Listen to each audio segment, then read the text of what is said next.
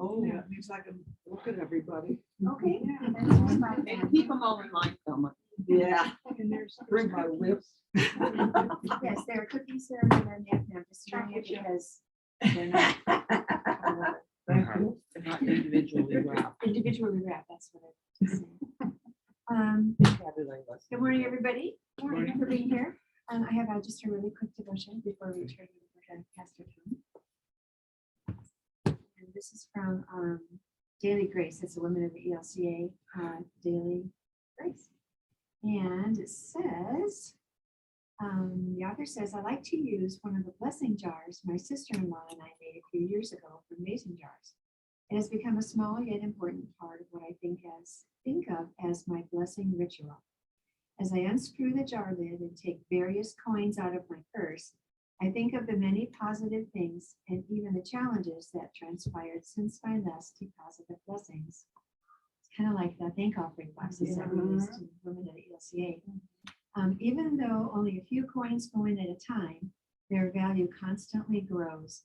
Their value grows not only in terms of what they represent to me, but also by how many others will benefit from these blessings.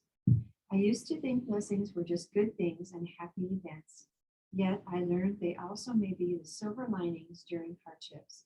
We can be thankful for it all. And in the scripture, rejoice always, pray without ceasing, give thanks in all circumstances, for this is the will of God in Christ Jesus for you. It's 1 Thessalonians. So I thought if we could take just 20 seconds apiece, just quick poem, you could tell us of one blessing that was special to you in this past week. I'll start. Yesterday, my AC wasn't working, the condenser wasn't working, so I texted Mike, who I call, and he called me and walked me through a couple things, and it started working again. So Nice. Michael is a real blessing. DC is a blessing. Yes, yes, Oh, I no know. kidding. This is like Yes. at 10 o'clock in the morning. I was not looking forward to the day. Yeah, that's great. You want to go in any order? Oh, not in any order, just. We tell get us about popcorn, yep. I was supposed to have my sister come visit Oh. on Saturday and bring her little dachshund dog, so I got to dog sit Oh. her little baby. And, Oh. so I was blessed with lovey-dovey hugs and kisses, snuggling and kisses. Oh, good. So family's good, you know, whatever, 4-legged or 2-legged. Yep. There you go. Sure. Yeah. So I was blessed when I had COVID. I didn't give it to anyone that I know. Thank you. Yes, I know. Wonderful feeling. I was blessed to be able to surprise my wife with one of her best friends who now lives in Michigan, but flew in and surprised her. Oh, I have to go to a meeting, and go and pick her up from Ontario and bring her back. And Sarah, my wife, happened to be at our neighbor's house, and so our friend video called her from our house, and they chatted a little bit, and then, wait, that's my cat. Where? What? And I realized that she was here, so that's a lot of fun. Yeah. So that all happened yesterday. Mhm. Oh, nice. That's a great surprise. Good. Mhm. Joe, good job. I'm here. All right, all right. I'm here. Yeah, that's great. Blessing in itself. On the Yes, green side of the grass. that's right. That's Joe, you got anything Oh, to it would say? be, first, I was just thinking, you've set the bar high now when you go to Yeah, meetings I at know, church. yeah. So what are you gonna bring home? Right, exactly. Yeah, right. Yeah. Last week was a celebration just in our family. My spouse had her 60th birthday, and then our youngest grandchild had their first birthday. Wow. So it was kind of coming together of ends of the generations. spectrum. Yes. So, Wonderful. anything, Sarge? Got some nice pictures of my granddaughter. I had a picture from her for several years. Oh, wow. My son is very negligent. So how old is your granddaughter? She's about 13. Oh, so she could take her own pictures and start sending. Yeah, there you go. Yeah, There you that's right go. about your kids. Send me your selfies. Yeah. Thelma, how about you? Any blessings come through? Yeah, I guess you could call that. The last of my children in the military, I, very hard to contact, got a hold of me. And the good news is 20 years is up. Oh, Aw. Because she's been, because of her job, she could never talk about it.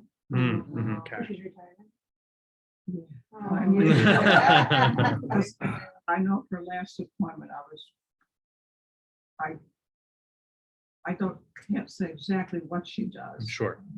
but she's up close and personal in a lot of situations that aren't exactly safe. Oh, wow. So you're glad she's retired. Release. Yeah. That's a blessing. That's a hard thing to live with.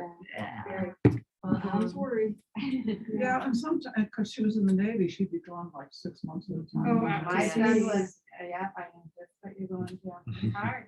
It's very hard. Go ahead, Yep. Joe. My blessing was with the funeral the other day. I got in the kitchen, got went and sat down quickly.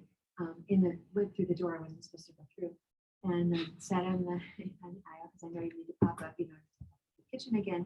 And I heard Marcy's voice behind me, and I thought, "Is that Marcy?" And I turned around, and she was. And then I thought, "Well, then where's Ruth?" And I turned around, and there was Ruth. And so I got up and went and sat with him, and I thought, what a blessing. These two ladies She are was sitting in up my there all by life. herself and we're thinking, didn't want to sit with us. Oh, at the funeral. You Uh-huh. weren't there when I sat down. I had tunnel vision. Uh-huh. Go to that and sit down and just relax. Well, And she then- barely clears the pew. Yeah. Poor Ruth. Uh-huh. So So you Julie, had friends. she's hard to Yeah. count. Yeah. She's hard to count. when you're Yeah, I count. know. So let's have a quick prayer and then we'll turn it over to Pastor. Okay. Gracious and loving Lord, we thank you for all the blessings in our lives. They are just too big and too many to count, and yet we are grateful for everyone, particularly those that we don't see and hear and acknowledge that you do for us always. Bless our time together in Jesus' name. Amen. Well, great. Thank you for our time together today, and kind of a follow-up of what we talked about last time. But my first initial piece is you have all the demographic information, right? And it's just exciting stuff to read, isn't it? It is. It is so What? exciting. that I Okay. have to, I didn't even ask for a copy. Well, I have a couple copies of the different reports here, so I'll just leave them with you. What's the title of your demographics that we know about? The title of this is the demographics here of your surrounding area of ministry. Oh, You okay, because I don't think I was here. when you- Okay. Yeah, there are different reports I there. have mine. Yeah, there are different reports there. There's the general demographics of your immediate area. We ran reports for what would be a 5-mile radius, and then the other one is a 15-minute drive. And you can see that they take on different, scopes of territory. And then there's the religious insight piece, which is what are the religious demographics in that same territory, 5-mile radius and 5-mile 15-minute drive, excuse me. So I'll refer to that, and I'll refer to that in a few moments. So if the reports kind of went around randomly, you're going to all have different ones in front of you in that regard. For those of you who aren't familiar with who I am, I'm Tom Goldrich. I'm the director for Evangelical Mission here in the Pacifica Synod, our territory that takes up Southern California, not including Los Angeles County. And also we have the state of Hawaii. And we have the island of Guam now. And in fact, they have added all the Pacific Islands into our synod that have a Lutheran ELCA presence on them. So we're So now kind of. we're actually the biggest. Yeah, we synod. we're huge when you add in the Pacific Ocean. We have about between 104 and 108 ministries, depending on how you define them. And because there are congregations, standing congregations like yourself, which are the majority of the ministries. We also have what's called SOCs. They're not the socks that are on your feet. These are SAWC, Synod Authorized Worshiping Communities. Many of them are ethnic specific ministries. Probably some of the close ones to you here that would be SOCs would be our HKBP Indonesian ministry in Redlands. Also, we have an Indonesian ministry in Rancho Cucamonga, and we just received a new Indonesian ministry that's worshiping at Claremont Lutheran with Pastor Laura. And that, so those are Synod authorized worshiping communities. We have one in Fullerton that's called The Table. I was just gonna ask about that. Yeah, The Table is a Synod authorized worshiping community. They don't have the full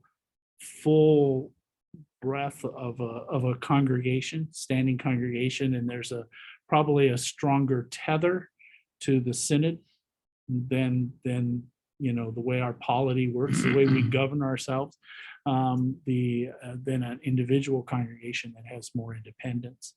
And then, of course, we're in the process, so it's a forever process, it seems like.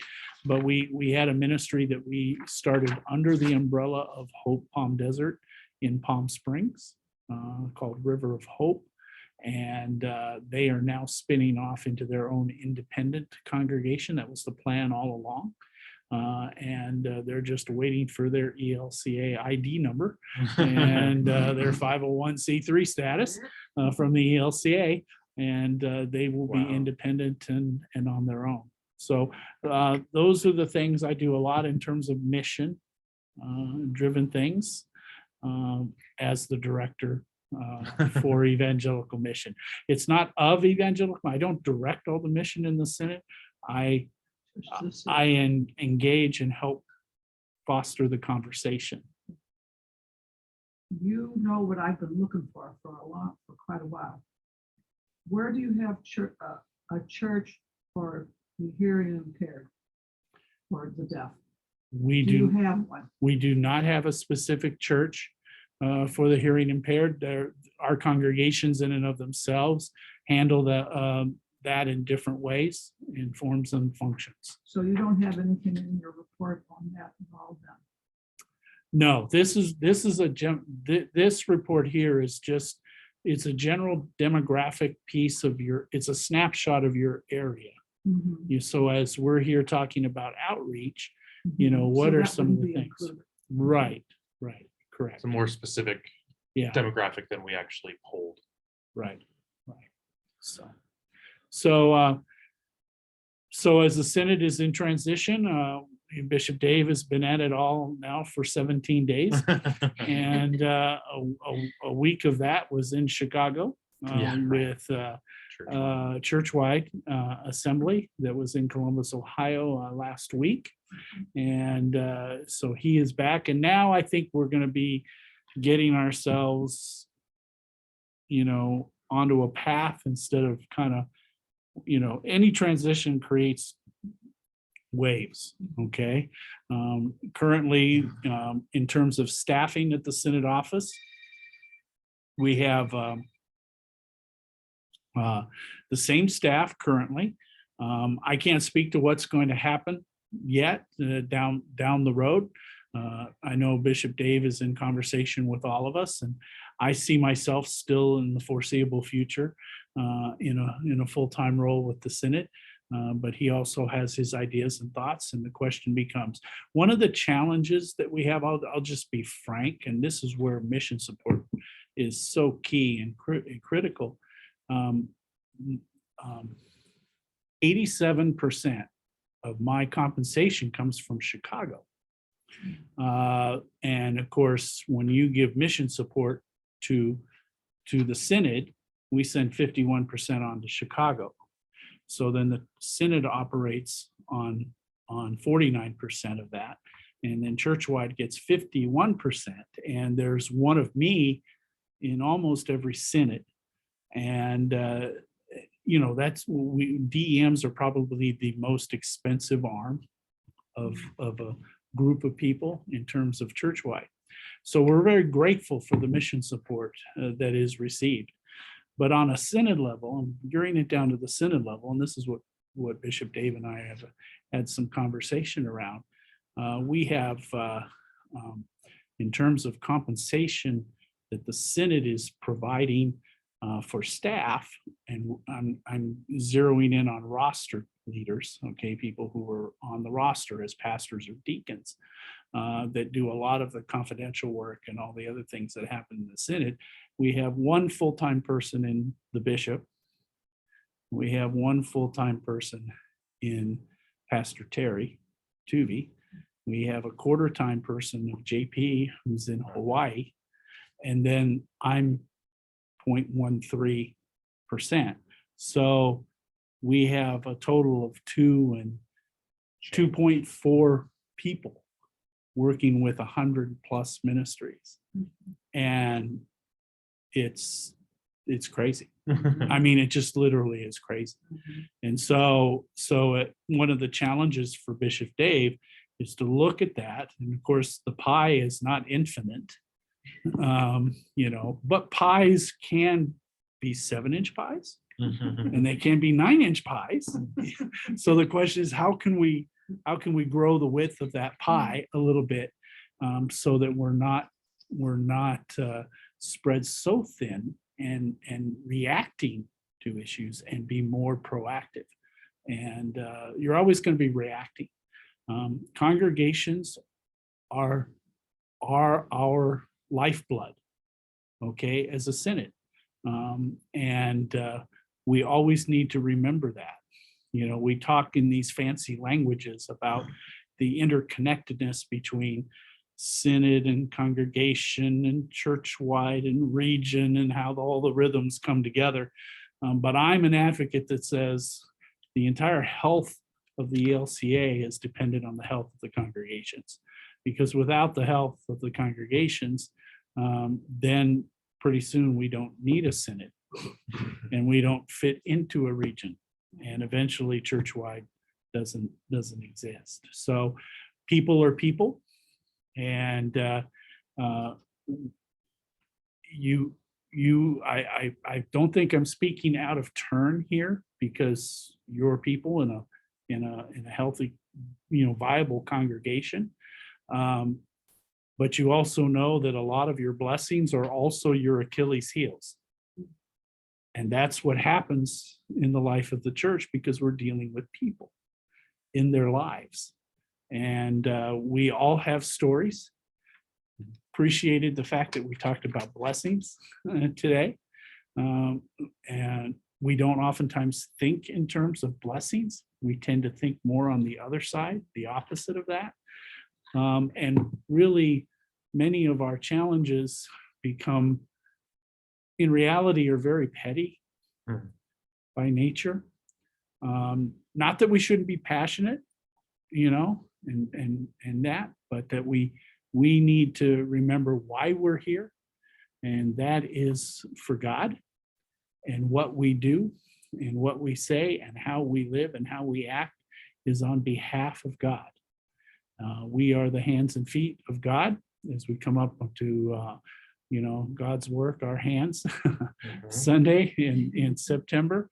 And that's our purpose. What separates us from the local service agency, like anything from the Lions Club to Feeding America, to all those things. Those are all wonderful pieces, and we need to be a part of them and support them and help them. But we're the church, and the church is about God And God should be at the middle and heart of everything that we do and say. And I don't know if I shared this story when I was with you last time. I had when I was at St. Paul in Fullerton, we were celebrating our 40th anniversary. We had a caterer come on board. Her name was Alicia. She owns a local little restaurant in town that she does a lot of outside groups. She's a strong practicing Roman Catholic.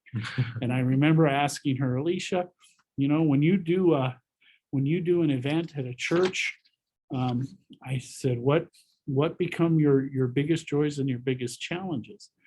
And she said, when I do an event in the public sector, if 10% of the people or less complain, then I feel it's been a successful event. When it comes to the church, if 33% or less have complained, I consider it a successful event. She said it's something that when we walk onto the holy places of where we are the church, that we feel we can say and do whatever we need to say or do, no matter how much it hurts. And this was coming from a person who caters things all over the place. And that's a piece that we need to be mindful of. We need to be mindful of how we are presenting ourselves. And when you talk about outreach, that becomes what are those first impressions that people have when you say, I'm a member at Faith Menifee? I'd love to have you come join us some Sunday if you don't have a church home, or come to this Bible study or come to this.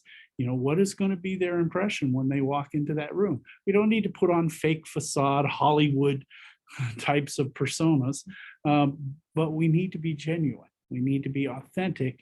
And we need to remember that even though sticks and stones break my bones, words may never hurt me. Words do hurt. And how we say it and how we receive people is key, and especially in developing new relationships. So that's that.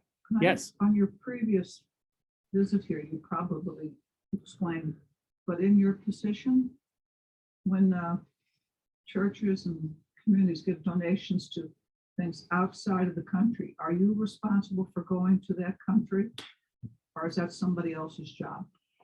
You mean, I'm going to assume that you're talking from an ELCA perspective.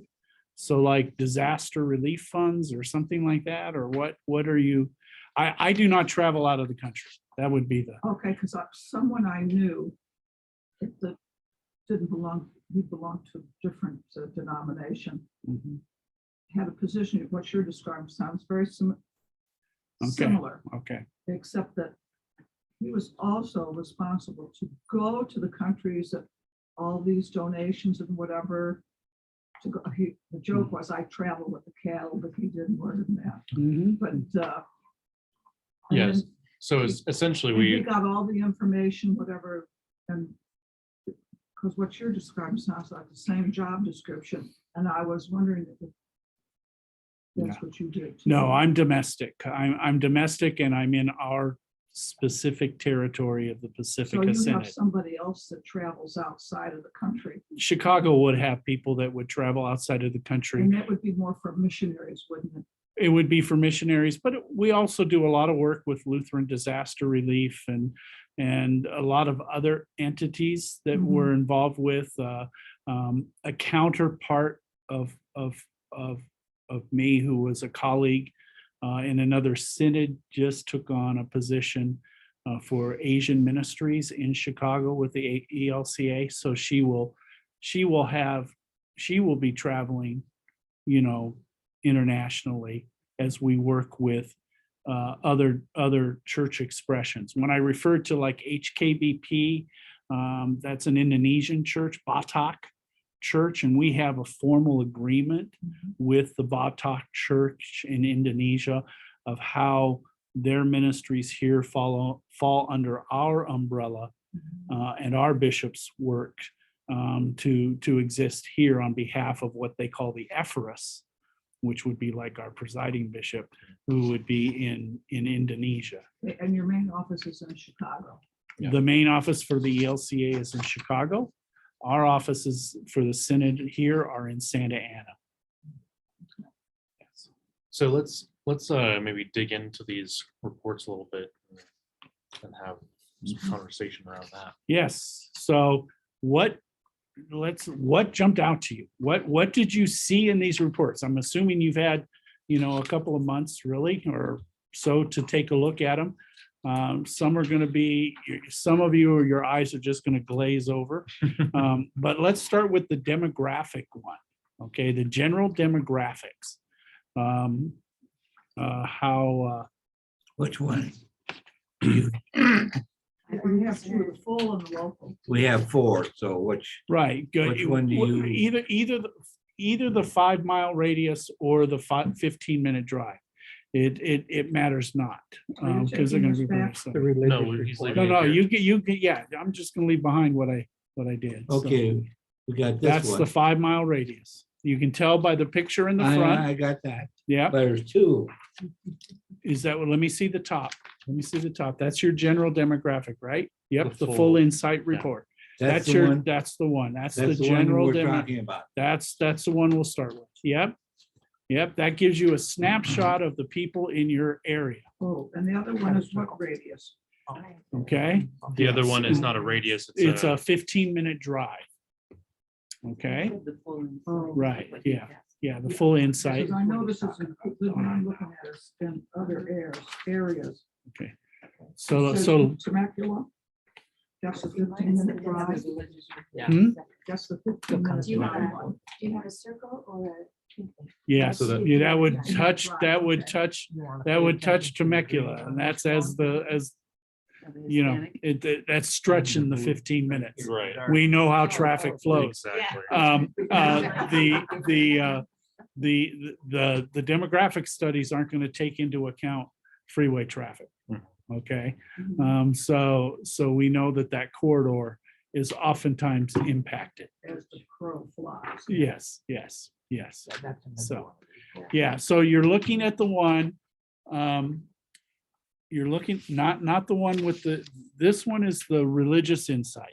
Okay, you can tell this is the one that we're talking about right here. Yeah, look for the red banner at the top Right, and it'll have religious insight or full insight. right, Yeah. right, So right. we should be looking at full insight. Full Yes. insight, Yep. yes. And you're looking at a 15 mile. Mhm. Yeah, 15 minutes. Yeah, I understand that. Yeah. That was the 5 mile. Yeah, this is 5 mile. 5 mile radius. Yeah, so either one of those is fine. They're not going to be hugely They're different. so, I found that they were very close, Mhm, which kind of surprised me. mhm. But the overviews on the statistics are very close. Yes, Both Yeah. groups. So if I look at mine, it's probably the Very, same. yeah. quite Yes. similar. Mhm, Yeah, good mhm. point. And so part of this too is as of 2021. So like the date of the report is June 8th of 2022, but the version of it is 2021. Right, and the recent demographic information that was taken in the US Census at the 10-year piece is just, as the government releases, these reports update. And this is, both of them came from the census. No, this is a little more detailed than the census. But Yeah, the general okay. numbers are going to be census driven. And you Okay. got this some of this from a polling company, or you did the polling yourself? No, we don't do, we contract with Mission Insight. Mission, who? Mission Insight. It's called Mission Insight. And what company is this? Mission Insight. That's the name of it. That's the That's name. of the company. That's the name of Oh, the okay, company. 'cause I know Okay. there's more than one company. Oh, yeah. So you can see, I'm just gonna looking at the story overview. Okay, you can see that you've got the expectation that in the 10 years future, you're gonna experience significant growth. Okay. The household changes are going to be significantly increased. Okay. Your families with children are going to be about the same. Your adult educational attainment is going to be about the same. It's going to be mixed. The community diversity is going to be about the same as you are now. Okay. The median family income is going to decrease a little bit over the next 10 years. And that the poverty piece is still going to remain, though, somewhat below the what would be considered the averages. Okay, so while the income is going to drop a little bit, and that's not uncommon when areas begin to grow in population, because tell me right now what you think would be the driving pieces of why people would be relocating or moving into Menifee. Houses cost less. Chief housing. Depends on Yeah. whether they have children or where they are in their life. Mhm. They're probably making the move because they're going to be able to get more bang for their buck, Right. okay, and provide a quality of life that's going to be a little different than they would experience in a saturated urban area, okay, like Los Angeles and San Diego. And I just group all of Orange County into that together, Yeah. Orange County. Yeah. And that, okay?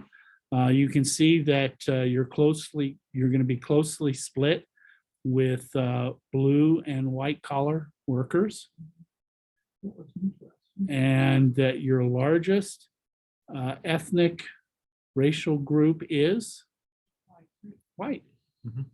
Okay, That one I disagree with. From your experience. From what I'm seeing I live in basically a new track, although the track is 10 years old now, but the one across the street is 3 years old. And I see a lot of Latino. Okay, Mhm. now, the Latinos that are moving into the area are upper level. In other words, they're educated. Yeah, it depends on what social economics. Yeah, they're educated, they're teachers, or, they're have some type of profession other than gardening, let's put it that way. Although Mhm. some of my friends who are in the gardening business are much more well off than I am. Very well off.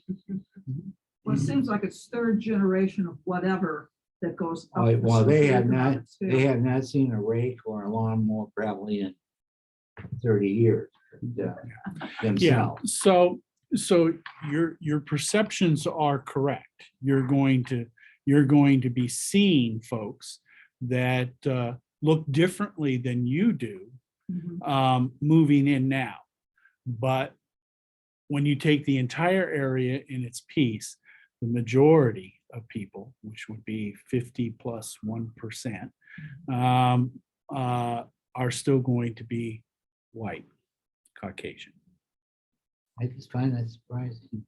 Well, like if you picture yourself walking into Target, picking up groceries and this and that, blah, blah, blah. 3/4 of the people there are white, and then there are people of color. Or, you go to the grocery store or pretty much anywhere that people go to frequently. And, Also a trend when there's mixed marriages, Oh, yeah. yeah, that they refer to themselves as white. but we are changing. There's no Right. doubt about Yeah, that. there is a shift, and there is a shift, and the shift is happening, across the. Not that this is bad, it's just. Right. No, I didn't take it as that. I didn't take it as that. That's just a reality. And there was a time in our synod that we passed this great resolution at our synod assembly. I'm going to say it was 15 years ago, that said we wanted our pastors to learn a second language. That was a commitment to learn a second language, and to learn a language that would be reflective and needed in your particular areas. Okay.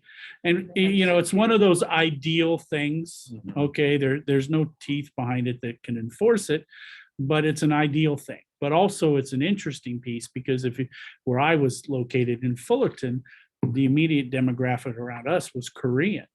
Hmm. Okay. So I would have learned Korean, but then as a pastor You'll who only fail. speaks Yeah. English and Korean, if I move to a Hispanic folks, I'm going to be less marketable, in that regard as an individual and as a pastor.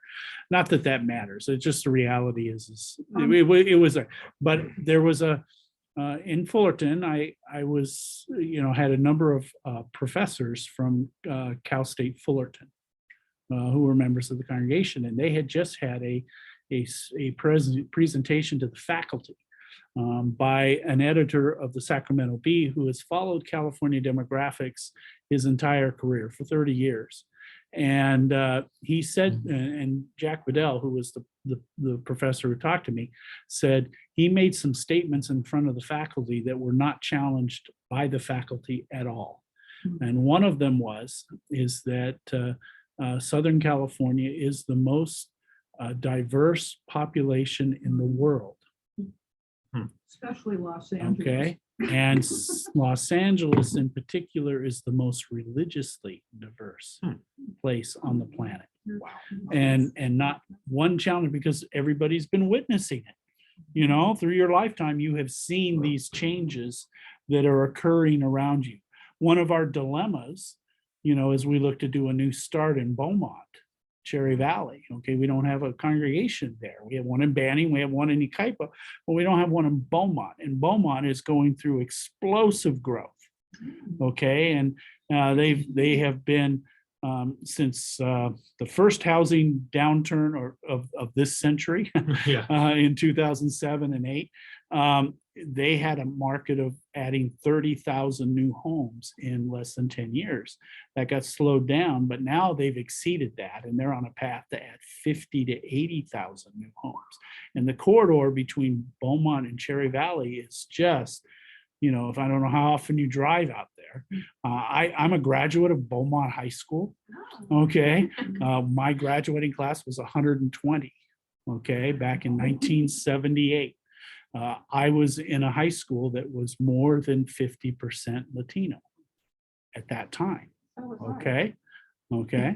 And Beaumont built a new high school around the start of the 21st century that was for a student population of 2,000 students, a very typical size high school, making the graduating classes around 400.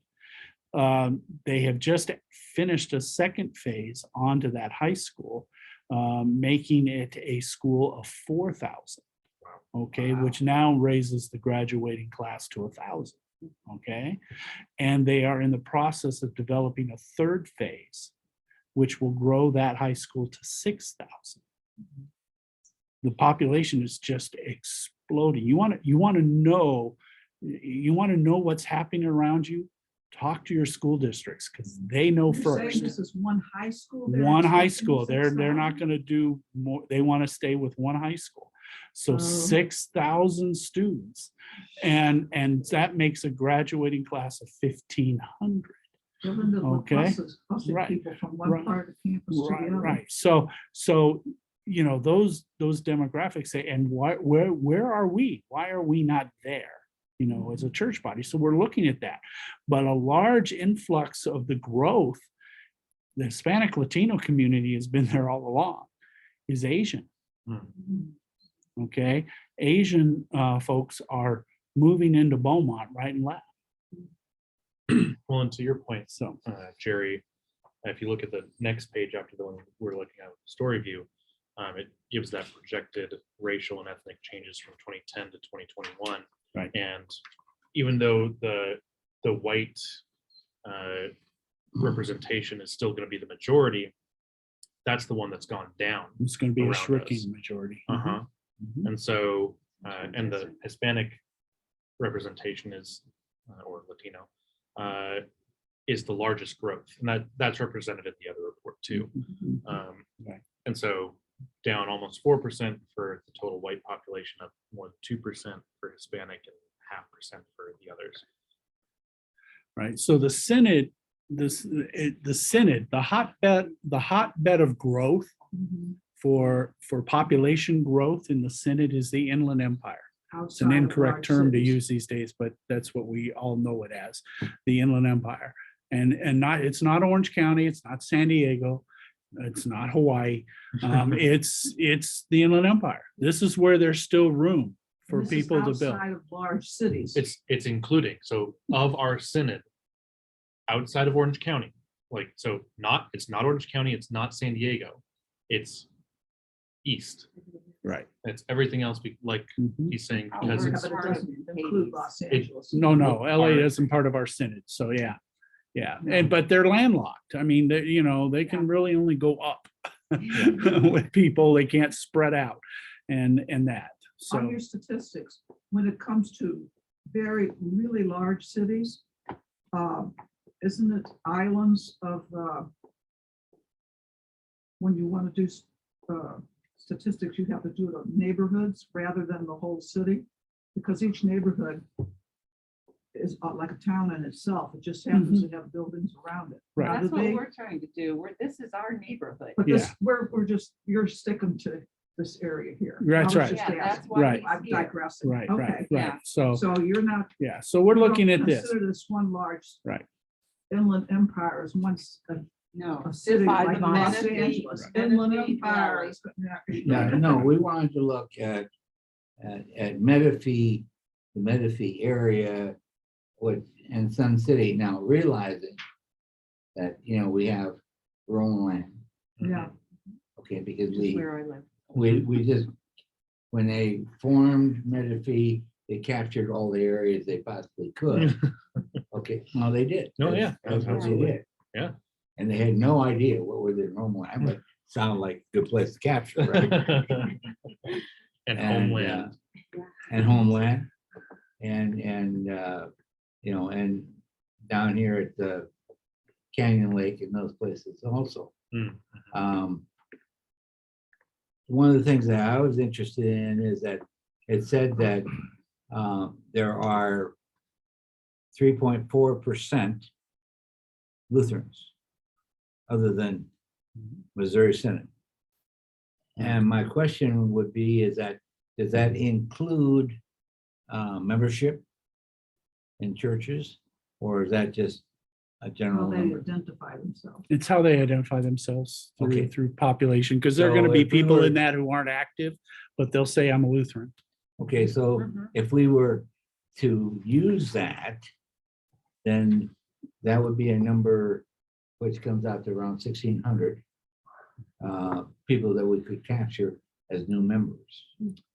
And potentially, we could also look at like the Episcopal Church, because the Episcopal Church just closed in our area a little over a year ago. Oh, yeah. And wow. so we've actually gained some gained members several. from that. So I mean, We'll capture whoever. like Romulan and Homeland, Yeah, right? yeah, I'm not, Yeah. There was a time when I'm speaking nationally now, that the national population, about 5% of the population was Lutheran of some stripe. Okay, okay, and that number's down to about 3.5 to 3.9. Now you're going to have higher pockets, particularly when you get into the Midwest and the upper Midwest for ELCA folks, and Missouri folks are going to be more Midwest and South Midwest. Yeah. Those are and more things. ethnic groups. Their groups, Lutherans tend to have come, we all came from our European roots, but were you a German? Were you a Swede? Were you a Norwegian? A Dane? You've got all of those influences and that. But today, people are less inclined to be denominationally oriented, okay, and loyal. People no longer go to churches for the most part because I grew up Lutheran, I'm going to go to the Lutheran church. They're more going to go to what church is going to meet my need, now I'm not arguing right, wrong, or indifferent here. What are my needs? What are my family's needs? How is this going to work? I remember reading a report on why people join churches and reasons why sometimes they would join a church. It was nothing like what they grew up with. And what you're saying is exactly what they said. It's how comfortable they felt. And Right. so I'm interpreting what you're saying in two ways. I think for younger folks, that's going to be true. Like they're looking for where they can plug into and find fantastic music or find fantastic youth programming or fantastic whatever. I think that we're a little different for the older population because I mean we're in a Sun City where the remnants of the denominational loyalty movement, people are going to be retiring from the Midwest, from different places, the Northwest, where they are looking for their denominational church. Because the younger population is more international than the older one.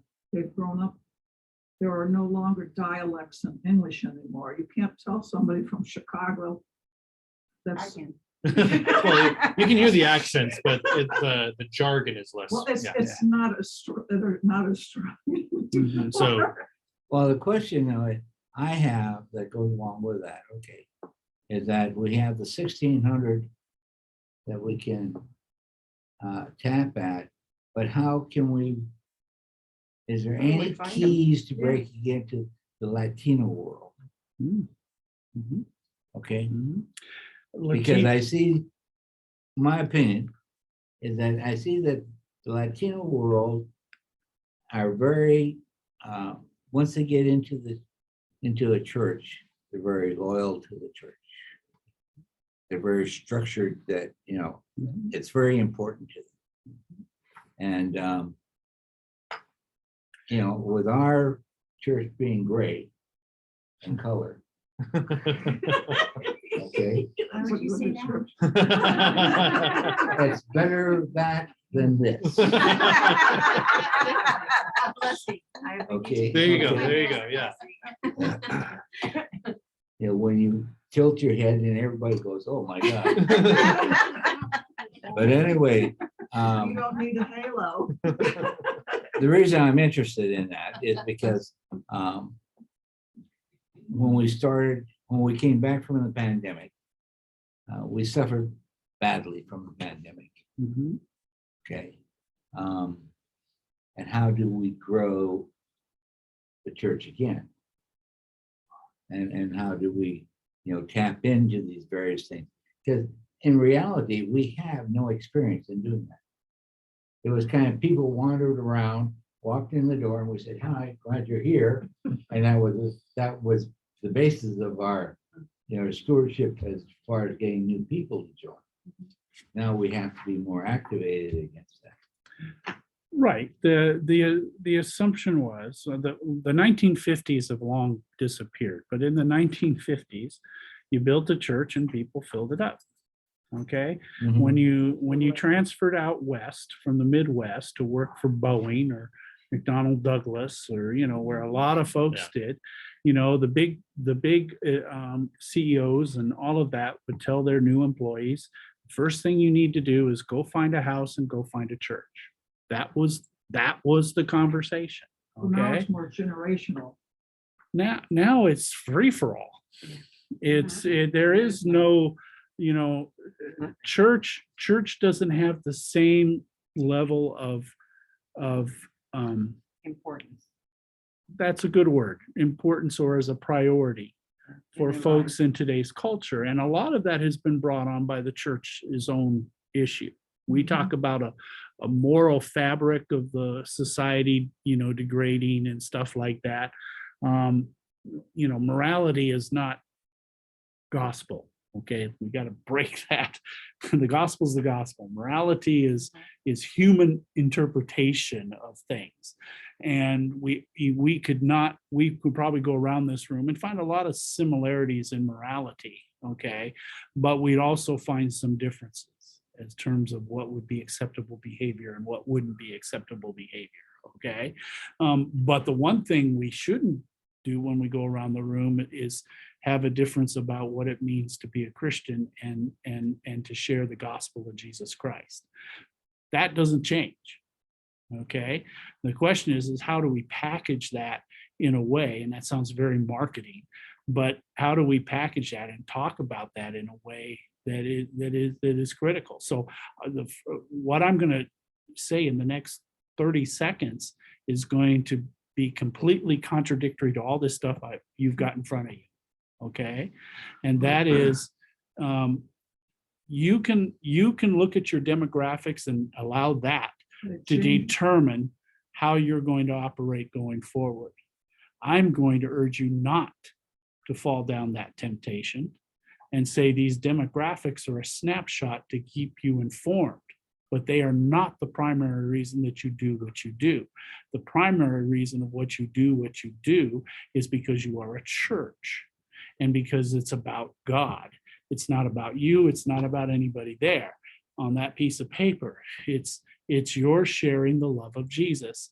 And you have to identify what your mission is, your primary mission, okay? And then from there, share that mission and invite people to join you in that mission. If you go out with the whole notion that I'm going to convert somebody to Christianity and I'm going to thump them over the head with the Bible, you're going to get nowhere, especially in today's culture. What you're going to do is you're going to say, hey, you know what?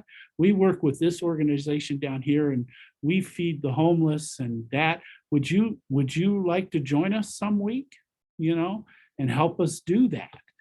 Those are the invitational pools. The first invitational pool is not going to be, hey, would you come and worship with us on Sunday morning? Now, worship is still the primary activity that this community does, and it is what you do to energize all the other things that you do. But the average person, and I've not attended worship. I promise I will attend worship here sometime during the fall. Okay, Sure. I will come. I will come. I will identify a Sunday, and I will come and I'll worship with you. And I'm here just as an observer and to be a part of it, and of course to come and worship and give praise to God. Okay, so but And you're just gonna show up. I'll just show up. Good. Pastor will know because I will always. I don't like, as a Synod staff person, like to pop in and shock the pastor, going, "Why is the Synod here?" There is no agenda. Same thing Okay, when the principal watches. right, Yeah, right, right. and you're gonna know me, but most people aren't gonna know me. Okay, I'll be there, but you would, your Sunday's worship is it like ELW or LBW? Setting 3, setting 4. Okay. So, and that's dear stuff to you as a faith community. Okay. So you're But to saying- the average person who walks in, who's never experienced liturgy, who's never experienced that, that's going to be a very hard thing to follow. Okay. Now, I'm not saying you need to radically change it. I'm not saying that at all. But if you're going to do it, claim it and find a way to help educate people as they walk through your door as to why you do what you do. Okay? Because this is a generation of people who now can get every answer they need off the phone that they're carrying around in their pocket. All they have to do is they're a Google search away. I have a little mug in my office that says, don't confuse your Google search with my theology degree. Okay. But the reality is, if somebody wants to know the theology of the ELCA, they're 30 seconds away from knowing. And in particular, they're 30 seconds away from pulling up your website. And what does your website say? Those are the things. How it's about if you want to outreach and bring people into your ministry, first of all, you have to invite them. Okay. And personal invitation is still the most effective. Okay, it is still the most effective. Now you need to saturate your presence in the community so people know who you are and where you are. You're saying one-on-one or? A personal invitation is always the best. Okay, it's always the best. Okay, It's always the best. always the best. Face-to-face one-on-one. Yeah, Ideally. ideally, yeah. Maybe we could have a Sunday where it's bring a friend to church, Sunday, just like a goal for, Right. Have an occasional bring a friend to share. There are a lot of good ideas that you can do. But then the question is when they get here, what are you What going to do? You have to be able to keep them. Which is something that Jerry's asked at different points too. You know, which has been a priority. How do you engage and keep somebody here? Yeah, Okay. I How do can- you follow up with them? my statement has been, I can bring them to the door. Mhm. Okay, John, how are you going to keep them? But it's not just the pastor either. Well, no, but he is the leader. So the question is, how do you envision doing it? The thing here, I agree with the one-on-one. Okay. My problem is living in California, one-on-one is difficult. I don't know her. You don't know your neighbors. We know Well, I two I- people I'm a native California. in our neighborhood. Mhm, The lights are on, but nobody's home. mhm, There's, yeah. there's a really easy way. No, but to her- let Yeah, but people I'm know. just saying that I've lived there for 7 years. Right. I know two people. Right, I get that. But forget about that and move into the wider community and have a business card where you know when you're standing in line at the grocery store. And just turn back and say, would you like to go have a thing in the line? And, oh, by the Somebody way- did that to me at the grocery store. Oh, by the way, here's I go to this church. If you have a church. That's oh, a great come on over." idea. Mhm. Just easy pass out things. I love your And it's doorbell. quick, it's easy. They'll look at you funny, but they might say, hey, that's a great idea. I haven't been to church in 10 years. cost is not very high. No. No, it is. Print them on No, your it's own a- computer. it's a great idea. Yeah, You and know, so, the thing, but okay, we need to expand that within the congregation. Yeah, everybody needs Okay. their own little packet of business cards. And so the thing here, is, no, No, I'm serious. I know, I totally agree with you. To market those business cards too. Maybe I think that's a maybe great just a idea. little You should just have pastors. little Pass out the pastors Nutshell, card. nutshell of what her church has to offer. That's like what he's Bible talking about, the study and mission. everything, Yeah. Yeah. now you're starting to bubble ideas, which is great. Okay, this is Getting off track. fabulous. No, you're not. It's fabulous. Okay, I just don't want us to go down and think that you have to understand that the cynic amongst you, and I'm not saying in this room, I'm talking about out there. the cynic amongst you is going to say, oh, we're going to do bring a friend Sunday. I'm just a cynic. I have no idea. Okay. But somebody's going to say, well, how successful was that? Did we get 20 people? Well, no, we had one person come that way. Well, what a waste of time. It's not a waste of time. One more than we had. It's one more than you had on Yeah. that given Sunday and whether they come back or not. It's something that is continually ongoing. When we were experiencing our growth in Fullerton, it was because we had various ways of sharing, in different circles about the ministry, what was going on. If I were to sit here and ask you today, why are you here at Faith Menifee? Why do you come to church here? Give me 3 words. You can have 5. Give me 5 words. Why you come here? My family. Go. Okay. Anybody else? Just pop in. I'm a lifelong Lutheran. Okay. To find somebody of like thinking. Okay. Relationship. with God. Okay. Okay. To do what I can do. Okay. Okay. Now, let me rephrase it. Why do you stay here? Same reason. Haven't figured that out yet.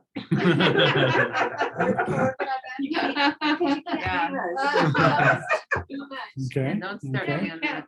What's going through the head of the person who walks through the door on Sunday? That's never been here? It's never been here. What is Never it? been here. What do you think they think when they see you? And what, well, first of all, are they Lutheran, Christian, or non-whatever? Doesn't Where- make a difference. who are we Doesn't make a talking difference. about? Doesn't make a difference. Doesn't matter. That will Anybody certainly but- influence Who are how they? they see you and that. But the reality is when they walk in here, what do they see and what do they Do experience? they feel Experience comfortable? is huge. Who are these strangers? Okay. Mhm, mhm. Do they feel welcome? Well, that's why Yeah, I do they personally feel think that Yeah. our coffee hour is probably the most important thing that we have on Sunday. But who's inviting them to it? If the pastor gets up there and says, we have a coffee hour, the person sitting next closest to them in the pew needs to say, Anybody that. why don't wants you to- come with me to the coffee hour? And that's why we were greeting people, new people, okay? After church. And at the church right afterwards, okay? Not just pastor. Yeah. okay? Well, But No, I- basically the council I'm- is saying, are you going to the coffee hour? Would you join us for the coffee hour? Mhm. You make it very. And well, then I we, am because and then we can, we can all come and talk to them. I've traveled all over and I've gone to Lutheran churches all over the place. And I can't tell you how many I've gone into. Not one person has said hello. Oh, yeah, you You just know, sort of. not one person has said, oh, during the passing of peace, yes, peace of the Lord be with you, da, da, da, da. Are you new? But then, I mean, We- I we sat in a realize pew with that. 10 other people and not one person said, would you like to come join us for a cup of coffee? Where are you from? You know, none of that. And because they're afraid that they're gonna say, I've been a member for 10 years, you don't know We it. recognize that. That's I what we know, were I'm trying not, to this solve. church isn't this way. No. But what I'm trying to say is that we've tried to solve that. Yeah, This is I so- get up out of my way. Especially even when I'm doing PowerPoint, because then I can look out over who's coming in. When I don't recognize someone, I usually try to make, I don't want to say a beeline, but I make a special effort. Pick up the Yeah. target. to Yeah, right. Yeah. Yeah, well, the Oh, thing I'm is the, that I'm the worst at it. Annie always come along and tells me, who's new? Right. Right. Well, and so- Who do Because I, by because facial she's recognition, ushering. I said, are you new? Yeah. Yeah. Welcome, Yeah. you know, when Andy's very I'm good at ushering. and then I try to tell Pastor that we got at least 2 new people here. Have you seen it? And even if I don't recognize them, probably So, means I you haven't know, seen them for a we- while. What you're saying is things that we saw as shortcomings, We're addressing. and that we're trying to solve, No, I'm and we're trying to First solve thing. with outreach. Because there's, who was it that came by and said, I didn't know we had a Lutheran church here. You were doing a Right. funeral? Yeah, Yeah. So Yeah. one of our new members, Shirley, Yeah. we had a funeral for one of our longtime members, and she happened to know him and attended the funeral and overheard that I was Lutheran. And Give you there's a try. Lutheran church around here, huh? Yeah, and so I think that there's the personal invitation, but then there's also the personal welcome, Mhm. Yeah. which is what I think both of you are Huge. speaking to. Right, exactly. Hospitality. If there's no Well, they're one, very good at that here. if there's no one engaging, Mhm. now not rushing, not Right. overwhelming, not no. mobbing, but personal interaction with somebody you don't recognize, and having that genuine interest in forming relationship, genuine interest in, all right, who are you? Where are you coming from? How, like that kind of thing, like finding out who they are so you can better welcome them personally and genuinely into the congregation. I mean, I think that one of the reasons that this congregation was concerned about hiring a young pastor, well, I'm sure there were some people who were Praise the wondering Lord. about it. What's not up to date in 65. Kansas City? Well, so when I started here, the average age was 77. I started when I was 27. Just looking at the And you numbers, survived. right? I'm into the new decade now. I'm 30. But so that's half a century. We're 80. Right, right. Yeah. Yeah. That's half a century difference, right? Yeah. But that did not become a problem because we wanted to genuinely know who each other were. I wasn't worried about knowing exactly what everyone's done because I was going to ask them. I haven't experienced being 40 or 50 or 60, etc. But I can ask people and I can connect, and we have that centrality of we're here to worship God, not ask what people's ages are. So of your new folks that have shown up, recently, what would you say the average age for them? For who? For the New newer folks. folks. Oh, I thought you were saying youth. Yeah. 60, 70-ish, right? Well, so let's take our 7 new members that we just brought in. Okay. For example, so people who are engaged, they're new, but they've actually fully joined, right? We have kind of that range. We have some retired folks, but we have some people who are still working. And so I'd say of those 7, they are lower than our average age, younger. For overall, I think that tracks. Mhm. I think that we are finding folks, I mean, still retired folks, but also some folks who are still working, who are who have youth, right? The magical Y word. And so, I mean, I think that we have the setup to more easily integrate folks who are like age, right? Where we are struggling, perhaps, a bit is finding ways to genuinely and freshly integrate younger families. We have some young families already integrated who have been here for a while. We had a great game day on Sunday, right? And that was really like, that was not forced. That was a fresh new thing that we've done, but it was an easy, like, yeah, let's just play some games. But I mean, we're also encountering some problems with, and maybe y'all don't know this to different degrees, but there's a new law in California, AB 506, that requires people who are going to be encountering youth past a certain hourage per year to have this 4-hour-long training. Which training? So it's one specifically to deal with anti-child abuse. Anti-who? Child abuse, And background check, background check, fingerprinting, Yeah.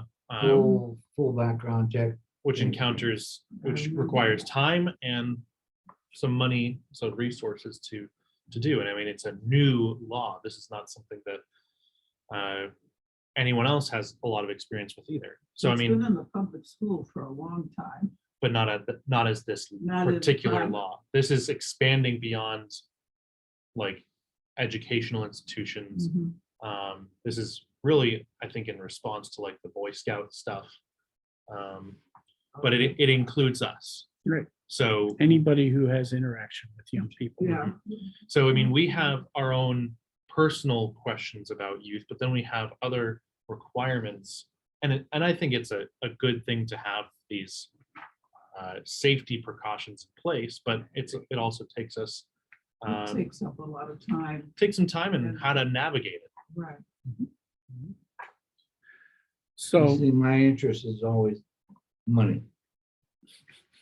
That usually comes down to Okay. that. Well, it's gonna cost us $1,000. Mhm. That was not in the budget. Okay, Are you giving us an example or a fact? Or what? No, that's a to fact. get all these people background checked and paid. And I'd actually say before that, though, now we're finding like we need to identify who can actually engage youth ministries. Yeah. Um, It just goes on and on. Yeah. But the thing is that we were tight. And we, Here's $1,000 that we have to spend It's to on- have Sunday school. Right, and I might say, I'll just throw it out there, that there is scholarship money for people going to school in the area of education. I wonder if we could be recipients of our own scholarship. Oh, wow. Just That's, throwing that that's out an there. interesting, yeah, way of looking at Because it. they're designated for, those going into education, and we are certainly doing that here, just like that. Yeah, But So- the thing is that, again, it takes away from what you and I want to do. Well, that's frustrating. Yes, it We is. want to do. I'm always some little nasty thing you gotta do that you don't like. so Pastor Tom, Hope what are, springs what are eternal. you hearing in all this? And what are you continuing on to? Wishing we'd all shut up. Well, no. What I'm hearing is, first of all, you're in tune to new requirements and legalities and things like that, which is great, okay? And you have a level of understanding that there's a cost to that. Whether that cost is an actual monetary cost, or it could also be expressed in a time cost. It could be, in those regards. You're identifying things, and you're identifying what I also call as the obstacles. Okay, now the question becomes, how do you move past the obstacles and find solutions to make those things happen? What are the priorities of the church? What do you feel your main mission is for your existence here as Faith Lutheran Church in Menifee? What do you see as your primary mission? What is God saying? This is what I'm asking you to do. And it's okay to say, I don't know. Well, we did a change in what I would call our mission. Instead of a very long, lengthy mission, Mhm. we simply said, all are welcome in its place. Okay. And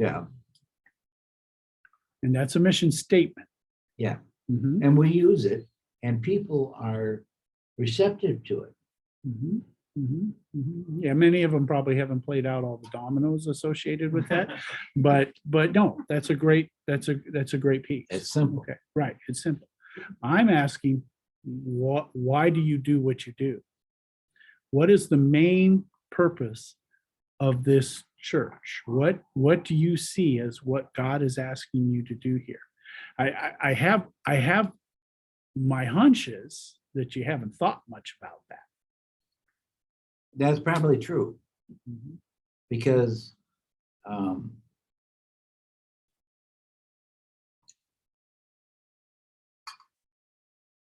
we are in a new position that we have not been in before.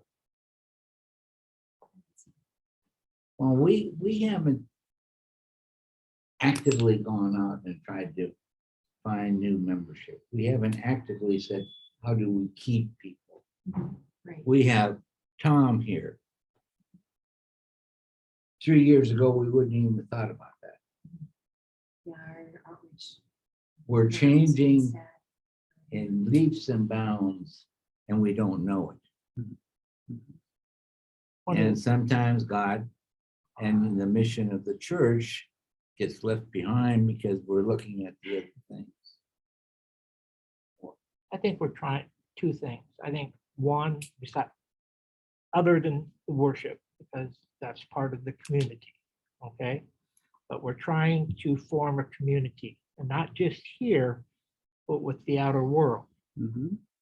With little resources that we have food drives, we have things that we give to the homeless, and we're really limited, it's basically based on people giving, donating something. Mhm. Mhm.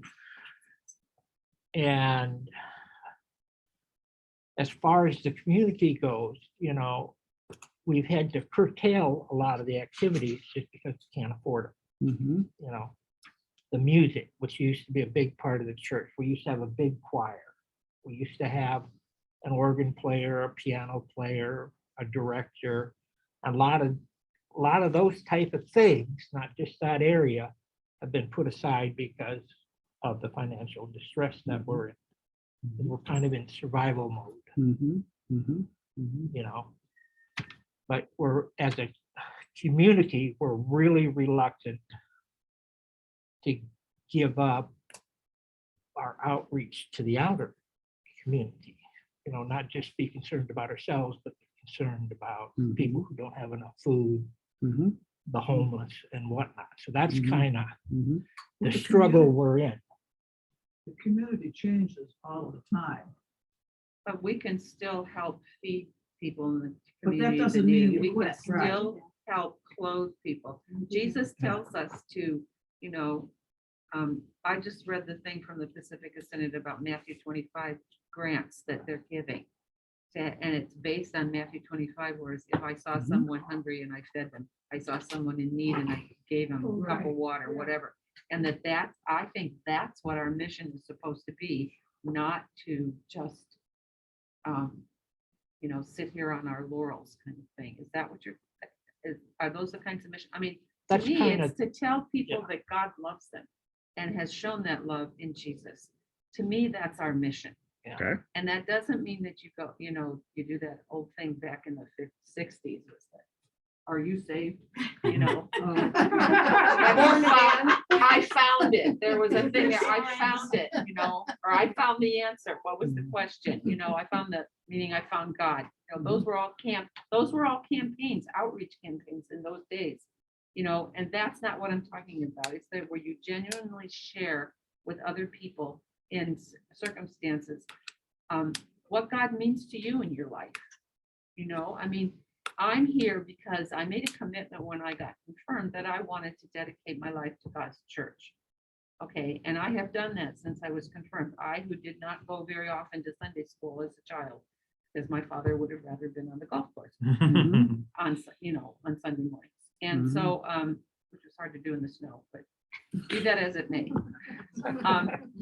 You know, that was my decision, and that was what I got out of confirmation, was that this is what Jesus did for me, and everything I do here is a response of thanks for everything that I have been given. Mhm. You know, and I don't always share that with people, but I hang around with church people more than non-church. But I have had lots of friends who are non-believers who question it, and they have asked me questions over the years, you know, including some Jewish people, you know, and they say, well, I know so-and-so who says, if you don't do this, you're going to go to hell. Does your church believe that, Marlene? No, they don't. You know what I'm saying? I mean, I those gave me opportunities to do that, you know, and so did they ever come to church with me? No. On my wedding. You know, and so to me, that's our true mission in life. That's how I see it. But how do you put that in the? Are you saying share and then try to meet the needs of the faithful, unfaithful both? Yeah, it doesn't matter Okay. if they're faithful or unfaithful, you know. You share. You share Yeah, and your you beliefs. take care of people. That's what Jesus did, and that's what Jesus wants us to do. everyone's a child of God. Exactly. Right. Regardless, you know, and regardless of whether they acknowledge it, regardless of whether they want it, you know, God loves them. God cares about what's happening to them, and God wants us to make that known without being preachy, without being, you know. Well, I'm in trouble then. Yeah, well, but, you know, you have to. That's your job. Well, you have a job. They expect it from you, you know? Yeah. Did Jesus have a lot of money? No. Wow. Did Jesus have a lot of money? Yes, He had access to it, but it wasn't his. there's been that statement before, and I've argued against it. Jesus had really tons of money because everywhere he went, Somebody was there. somebody was there who had money And it's the same as our church. and That's the allowed same as the him church. to Yeah. move on with it. And it's classical There's a story about where Jesus was talking at the lake and he got moved into a boat.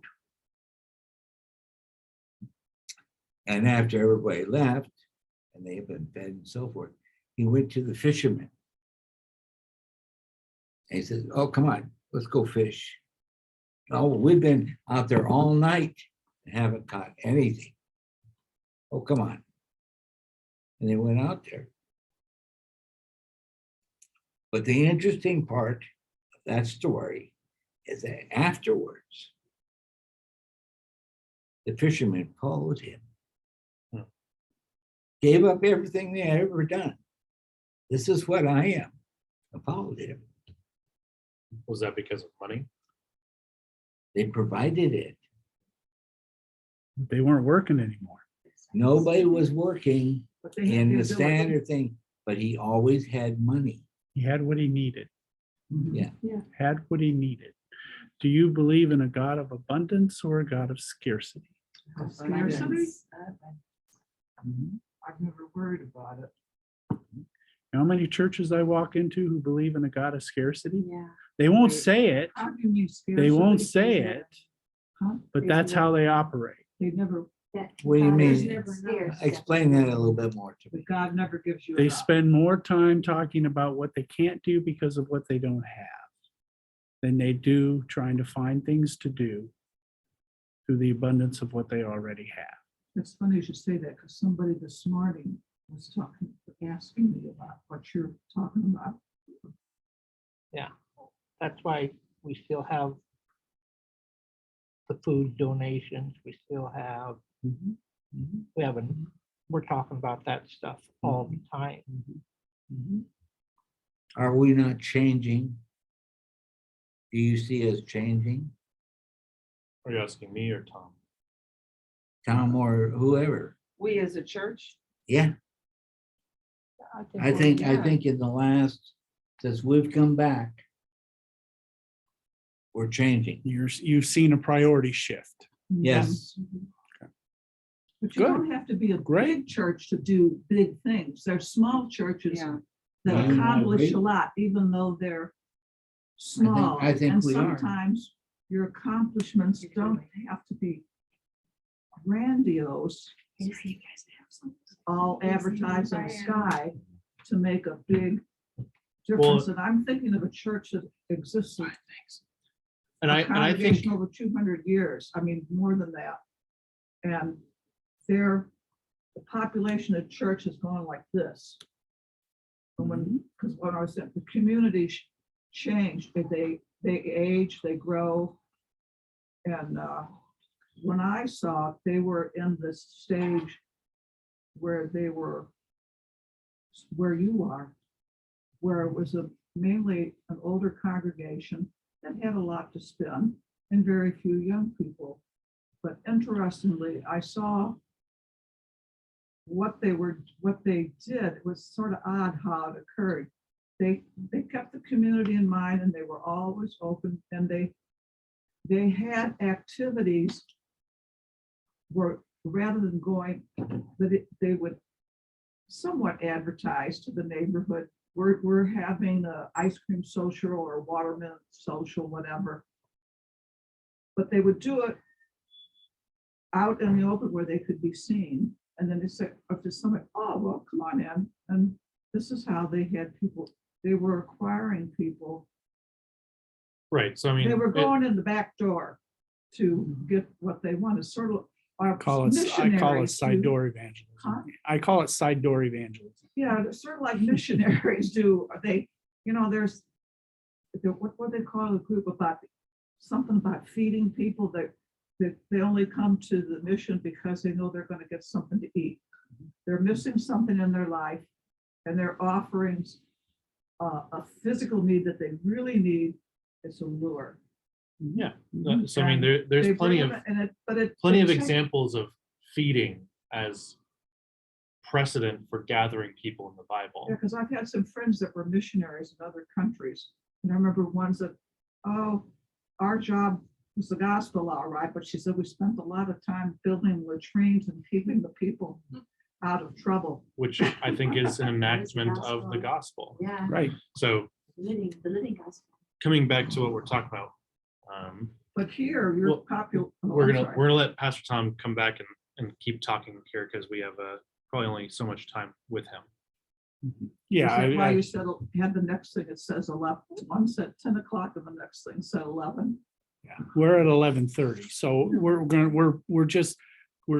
reach a point here Yeah, soon where we're most gonna be things less go an less hour, hour and a productive. half, No more than two. Right, Yeah. right. So, and we're not gonna solve everything here today. Okay, this is really our first We're not. interactive conversation. Okay, all right. So, and I'm going to tell you that we had two items that were huge side door evangelism when I was in Columbus, Ohio. Mhm.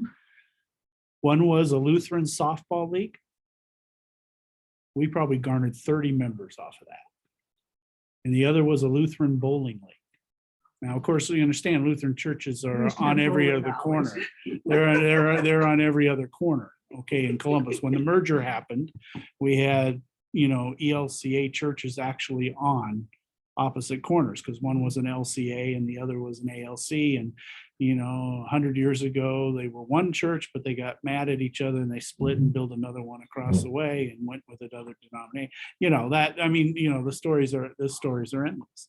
But those side door evangelism pieces can be effective pieces. I'm not saying to go out and create a softball league No, or to do all of that. I'm just saying, let's something still, everybody has. in if you common. have something that you can invite somebody to, that's great. The other thing is how are you active presently out into the community?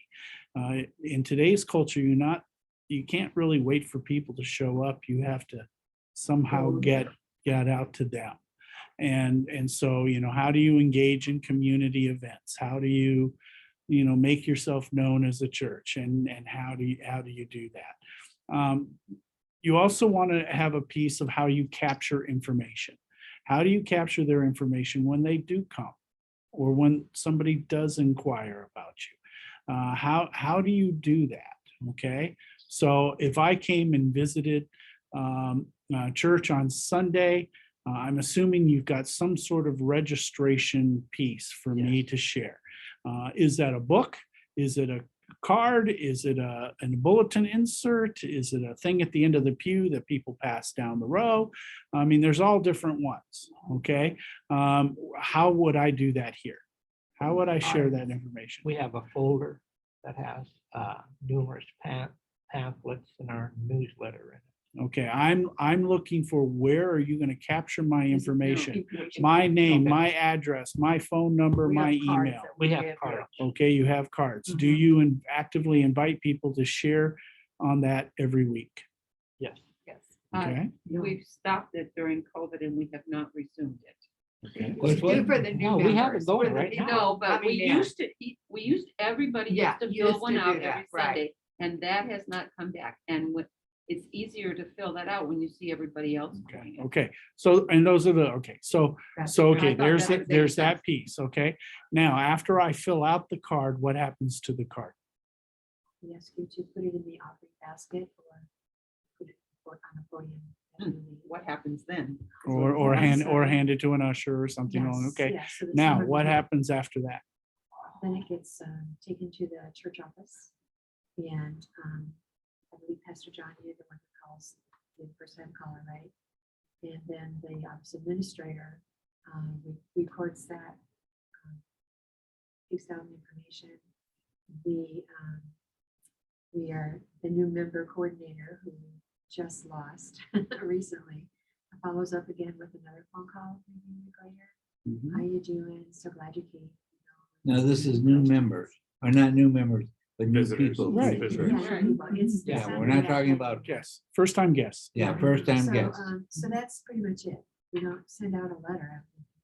No, not So it's currently. the phone call from Pastor John, a follow-up phone call from someone. Although that has else. been given as an example, sending them a letter also. And why a number of people have said they joined was because they received a letter that said, thank you for coming. We welcome you. If there's any additional information I can give you, please let us know. And it gave the address and time for Okay. service. Yeah, Okay, whatever. so Well, you've and helped, also you've helped that- me understand that process a little bit. And it sounds like it's a decent process. What I want to do is challenge you down the road here as to how you can do that and approach that differently. Please understand that there is no silver bullet. Okay, there Oh, is come on. there is no silver bullet to all of a sudden, taking your average worship attendance is what? Right now, right now, post-pandemic, what are you doing? 50. 50 people, okay? We're not gonna take your average worship attendance from 50 to 500. It takes time to get to there, okay? And it doesn't always go in this type of projection. And it goes, okay? But the question is, how are you going to assimilate people into the ministry as they come? And how are you going to invite them? There's chances are, because I've never been in a church that doesn't, is you have certain obstacles that are in the way. Many of those obstacles you don't see or you don't even know. And they're not being done on purpose. Okay, they're just a reality. I'm going to blow your mind on one thing right now. I don't drink coffee. Why would I come to your coffee hour? And I'm being serious. Because we got Drink soda. I do not drink. Lemonade. Okay, so We got stop calling cookies. it coffee hour. I call it fellowship hour. Okay, just, hey, come join us for a cookie, or come join us for a little bite to eat, something to drink, something along those lines. I Okay. don't drink I mean, coffee. and I don't mean to be rude. That's not what I'm saying. But listen to what you're saying and how you say it. My parents grew up on coffee. Okay. I never liked the taste of it. And I can tell you right now that this generation, they're coffee snobs. Well, I don't drink coffee. I'm either, just saying this generation. I'm that much of a snob. I don't drink it either. That they're going for frou-frou coffee. Okay. So yeah, I've got kids, I know, and so my wife has started drinking. She didn't drink coffee either. She started drinking coffee, but it'll be through Starbucks. And I'm going, really? But It tastes so- better because it costs more. well, yeah. So yeah, we complain about $6 a gallon gas, but we don't mind paying $7 for a coffee. Right. So anyway, yeah, that's all. And we can have fun. The thing is we want to have fun. We want to have fun with what we're doing, and we want to build, because the most amazing piece about ministry is building the excitement. Why am I excited to be here? And why will I benefit, and this community benefit, if you're here too?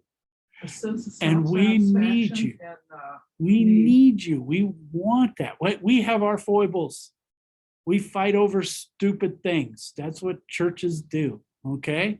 But we need you. You're a valuable piece, and we would. That's not the conversation you have with the first time they walk in the door.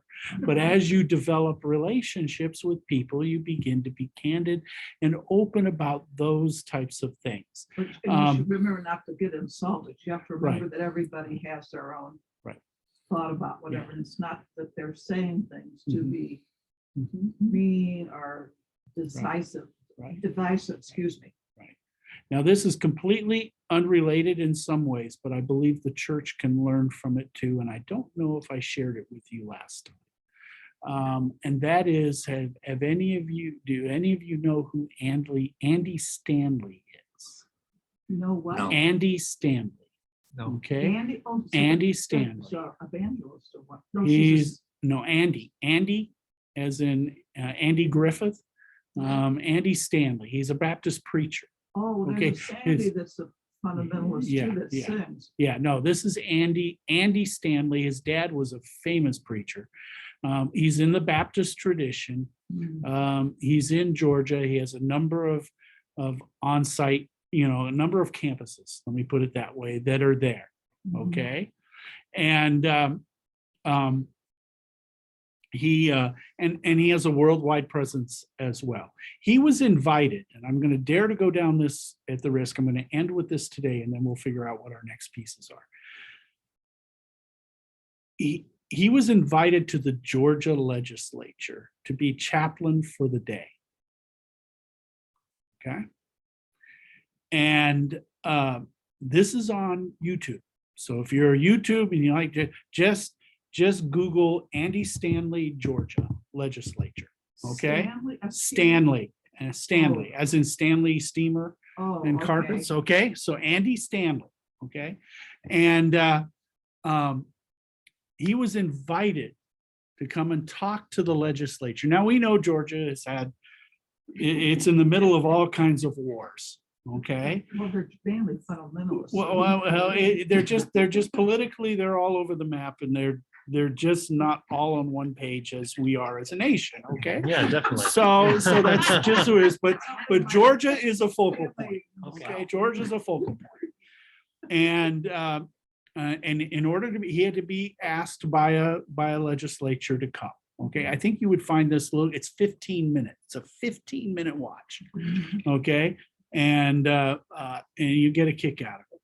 But and he says, I live in Georgia. I love Georgia. He said, I wouldn't want to live anywhere else. Best state, all these things about Georgia. Andy Stanley is talking about, and he says, but what if we want to become amazing?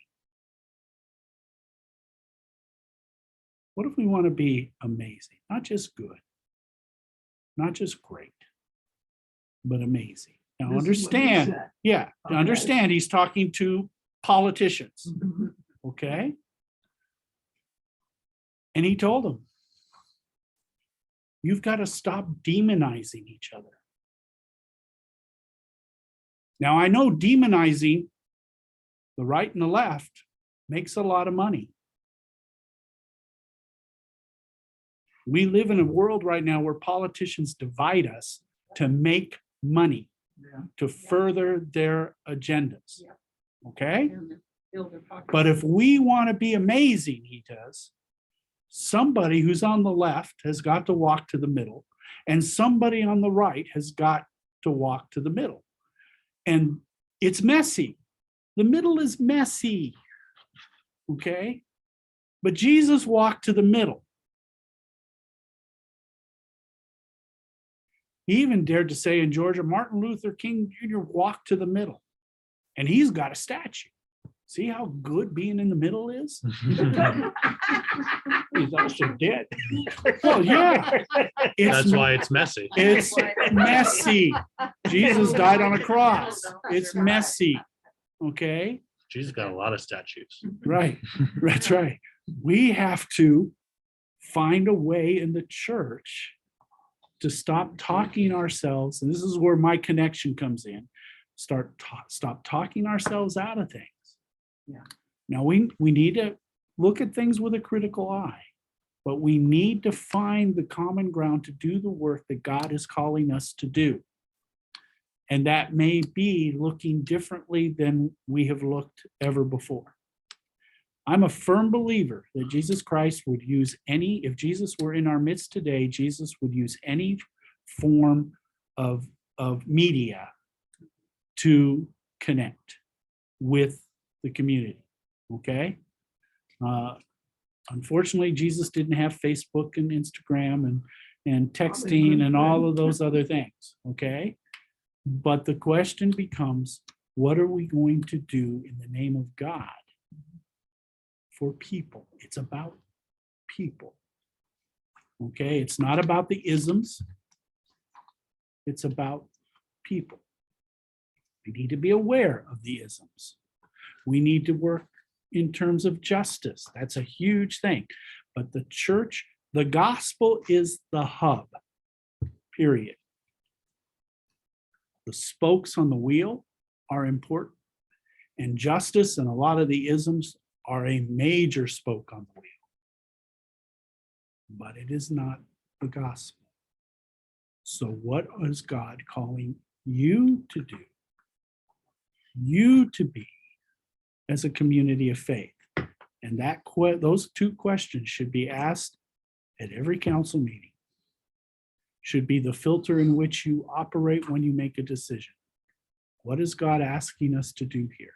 Okay, what do we think God is wanting us to be, and how are we going to be a part of it? And that's at the community level. It's also questions that every Christian should be asking themselves at the personal level. It's like a business contract. Everybody gets something good out of the contract, but then everybody comes and gives something to the contract as well. It's not exactly win and lose, it's giving.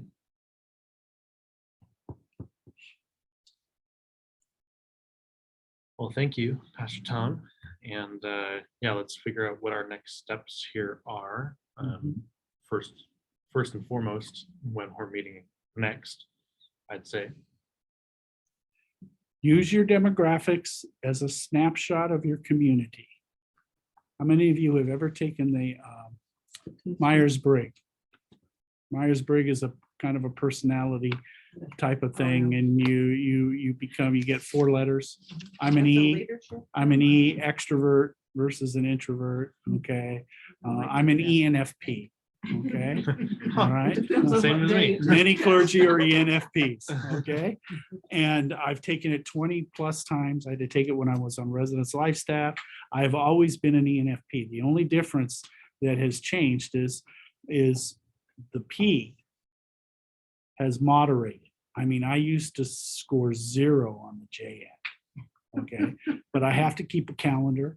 I have to show up to appointments, and I have to do those types of things. So I've moved more towards the J, but I'm still a P.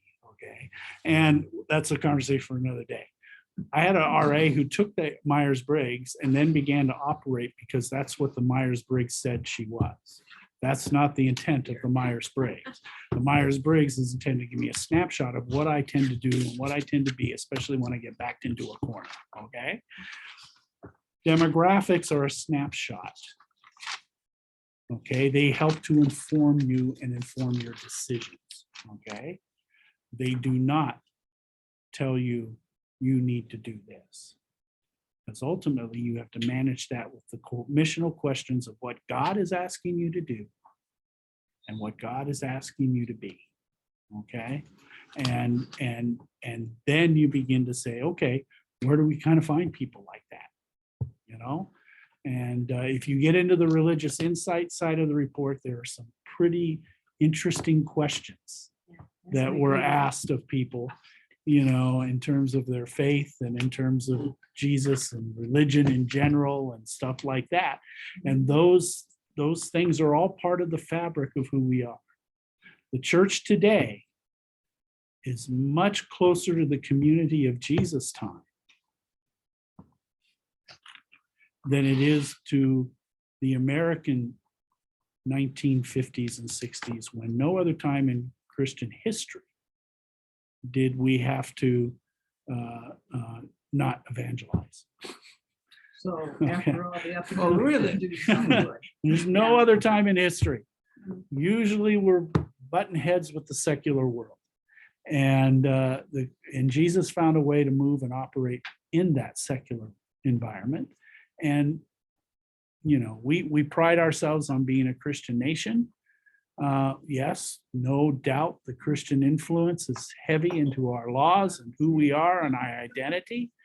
But believe me, our founding fathers fought heavily around that, which is why we have what we have in terms of religion, and they saw it much more diverse than we see as a result of what has happened through the years. So be mindful that your mission field is all around you, and that there are people who would love to be a part of this ministry at this place at this time. They just need to know about it. They need to be invited to participate in it and to go forward with it. You may go from, and it's good to set some goals. If you're averaging 50 right now, you know, to say, hey, in a year from now, we'd like to be averaging 75. Okay, it's going to take you a while to get there, but that's a reasonable number. We were Okay, averaging 80 before COVID. right, right. And if God so blesses you in a way that you average 150, That's don't what fight we- God. Don't fight God. That's what we want. That's And- what I want. But see, we also have I don't know if this is common, but I've only been a member of this church for 4.5 years, 5 years. And I keep looking at the statistics that just about the same number of people died in our church as joined for new members, so we're always breaking even. That's a common thing. Yes. It's not uncommon. Yeah. It's just, because There- it blew there my are mind to see that. There are some, look, when I sit here with you, there's a vibrancy that I feel. Okay. There are places I go into, there's no vibrancy. Okay. And I'm not trying to poo-poo them. They've done their time. Our churches are living, breathing organisms. Mhm. We learned that from the beginning. Okay, here's the church, here's the steeple, and here's the people. The church is Right. not the building. We do that, but we live as if it's the building. We're Europeans. We think about cathedral mindsets. Well, you know what? All those cathedrals that are over there in Europe, there's a lot of them that are museums now. Yeah. But they Okay. weren't Yeah, always our- cathedrals either when they Well, first started. well, yeah, right. And the last time I looked, there aren't any churches that Paul started that are still hanging around. Okay, now the influence of Paul in those churches are still around. Okay, but the churches have life cycles, and those life cycles are getting shorter. Okay, for whatever reason. We can dwell on the reasons, or we can be true to the gospel and share the love of Christ in the world. And that will be where we're at in terms of our vitality and our strength. But Okay, sometimes don't you think occasionally it's fine to be specialized rather than trying to save the whole world at one time? well, Just by all means, saving yeah, you're gonna find your a few at a niche. time. You're gonna find your ministry niche, but sometimes those niches shift and change. Yeah, they do. Okay, so that's it. So when we get together in the future, you guys determine a time, you can send some dates to me when you want. I would like us to meet for about an hour and 15 minutes. Here's the parameters. And that we talk on a specific topic. Well, Okay, I'm interested, Joanne, in when he touched on the no-nos that we do, that we don't know that we're doing. You know, That's a what good are one. the common things that get in our way that we continue to build? Mhm, mhm. Because I'm- those are the things I feel that we have to avoid to bring people in. I can play devil's advocate. I'd love to do that. Oh, that So- would be good. Well, I know, I mean, the thing is, What do we like Dad like to do that? But part of that is going to be me showing up on a Sunday and just observing what's going on. Yeah, and you get an idea So- of how you so- feel when so- you walk in. So in the That would midst of be all good of to know. this, in the midst of all of this, I promise I will show up. Pastor will know, because I want to make sure Pastor's here on a given Right, Sunday. right. Okay. And all of you who know him can't skew the results of this. Right, yeah, you can't prep people, okay? I'm just an ordinary guy who's I'll probably show up and I won't wear a cleric. I won't give it away that way, okay? I will just show up like this. And Feel free to that show I up may in bring, shorts. huh? I see you have shorts on today. Feel free to show up. I in will. shorts. Oh, I will. I used to wear That's shorts under my robe all the time. When I was yeah, no, it's no problem. My spouse may be with me. She may not. And that will be what it is. And then at some point, if you're open to it in the council, I'd love to come and preach some Sunday in a more official capacity after that, to begin to raise awareness that we are in partnership together. I won't talk about money.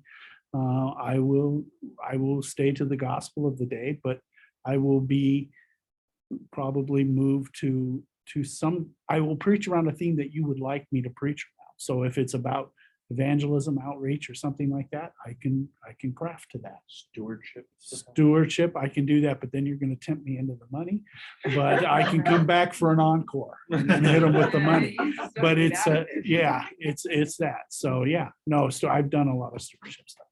Okay, so Yeah. step one is you're gonna visit the church unannounced.